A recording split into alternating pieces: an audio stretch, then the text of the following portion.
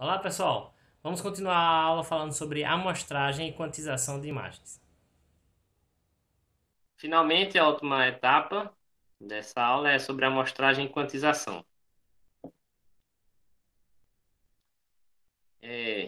O sensor dá como saída uma corrente contínua. A amplitude dessa corrente está relacionada com um fenômeno físico, não é isso? Então você vai ter que converter essa corrente que é contínua em discreta, porque no computador a gente utiliza números discretos. Como a gente comentou, os valores de intensidade são números inteiros representados de 0 a 255. Não tem como representar 128,3. Então você vai ter que discretizar. Isso chama-se quantização também. A quantização está relacionada ao valor de cores. E você vai ter que discretizar também as posições. X e Y, porque também são posições discretas, né? É uma matriz. Então tem a posição 5, a posição 5,3, 4,9. Ou vai ser 5, posição 5 e 4, ou posição 5 e 5. Então você vai ter que discretizar também no espaço e discretizar nos níveis de. Chama-se amostragem, e discretizar nos níveis de cores chama-se quantização. Aqui está um exemplo mostrando uma imagem e observe que essa imagem, né, ela tem uma aqui dentro da área de um pixel. Dentro da área de um pixel, ela tem curvas que vão cortando o pixel. Isso não é permitido. É preciso que o pixel esteja todo preenchido com a mesma cor. E também dentro de um pixel, observe que a cor varia na realidade, né? Mas ele também precisa ter a mesma cor. Então, para cortar essa aqui, calcular essa cor, precisa se quantizar. A amostragem significa essa medida de quanto em quantos, sei lá, milímetros ou frações de milímetros eu tô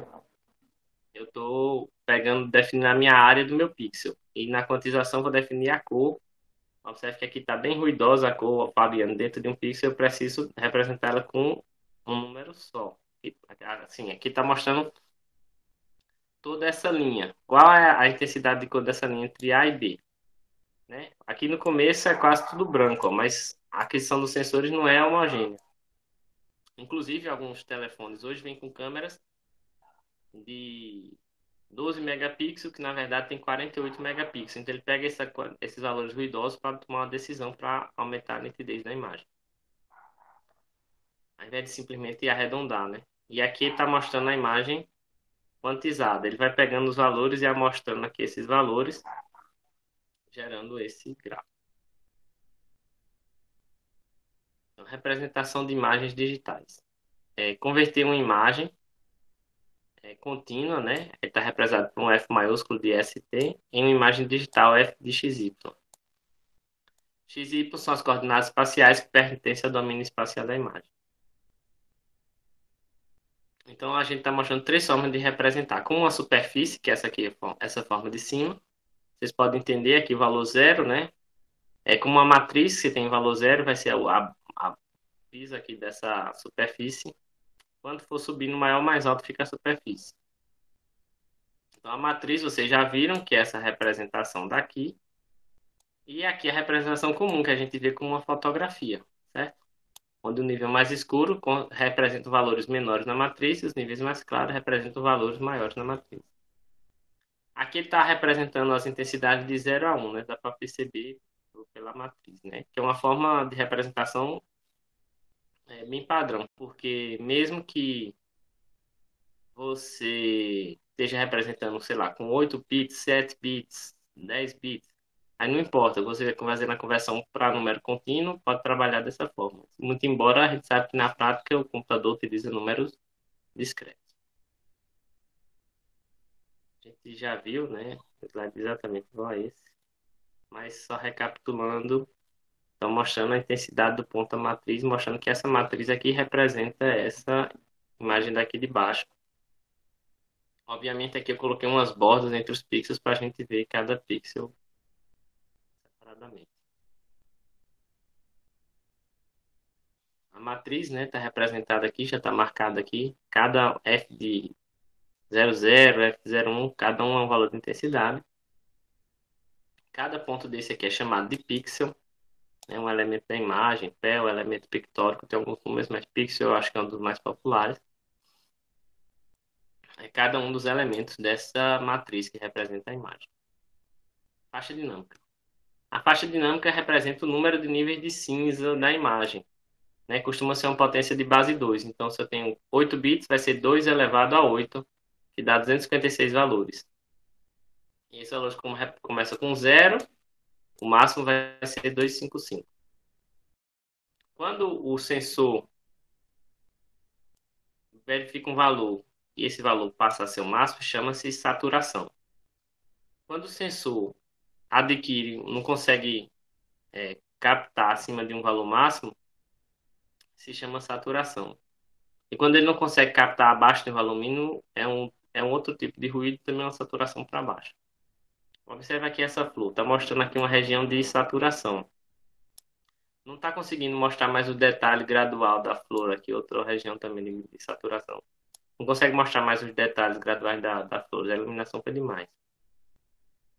Isso é comum, por exemplo, quando você está tirando uma foto, muita gente tira uma foto contra o sol, contra alguma fonte de luz. Então lá atrás, se você foca, alguns câmeras conseguem ajustar para melhorar o contraste em quem está na frente, mas lá atrás satura, fica tudo branco. E se você pede para a câmera ajustar o contraste lá para trás, onde está a fonte de luz, acaba que ele também vai deixar você muito escurecido, né? Certo? E aí satura, talvez até saturando para baixo, ficando preto, perdendo todos os detalhes da imagem. Resolução espacial. Uma medida comum de resolução espacial é DPI, ou dots per inch, ou pontos por polegada. O que quer dizer isso? Quer dizer, numa medida real espacial, uma polegada, um centímetro, né, associado a centímetro, quantos pontos tem ali dentro? Isso vai dar mais nitidez à imagem. Isso é muito comum, telas, quando você faz propaganda de telas, densidade de pixels. Por exemplo, celular contém 200 e tantos DPI. Não sei que celular usa DPI. Por exemplo, um celular com a resolução, você consegue ter os pixels do celular porque ele tem uma resolução espacial baixa, um número de DPI baixo. Provavelmente é abaixo de 200. Ou bem abaixo de 200. Certo? Então, você usa impressão, por exemplo, jornais, 75 dpi, revista, 131 dpi, um livro, 2400 dpi. Então, telas também, televisores. Então, quantos pixels eu tenho em, sei lá, em 1 centímetro? No caso aqui, ele estava colocando por polegada. Quanto mais pixels eu tiver em 1 polegada ou em 1 centímetro, então menores vão ser os pixels e a resolução vai ser maior. Vai ser mais difícil de perceber os quadradinhos. Aqui tem duas imagens, por exemplo. Uma aqui tem 150 dpi. Se olhar de perto vai perceber um pouco de ruído aqui, mas essa tem muito mais ruído, né? Que é de 75 dpi. Quando a gente trata uma foto no computador, diminui a resolução espacial. Por exemplo, essa foto aqui tem 1024 pixels por 1024, ou seja, ela tem esse tamanho. Quando a gente reduz ela para 512, a foto fica menor no computador. Para 256, a foto vai ficando menor, aqui até 32. Mas se a gente quiser dar um zoom para ver essas fotos todas no mesmo tamanho, então você vê que a primeira foto está muito boa, a segunda tá boa, porque tá um tamanho, né, até razoável, né? A terceira começa a perder um pouquinho de detalhe, mas dá para aceitar. Aí nessa aqui já começa a aparecer bastante ruído, nessa tem ruído demais, e aqui você nem percebe mais que é uma flor, é só um borrão. Resolução de intensidade, ali é a resolução de espacial. Quantos pixels eu tenho, né, para representar a imagem. A intensidade seria quantos bits eu utilizo para representar um valor de intensidade.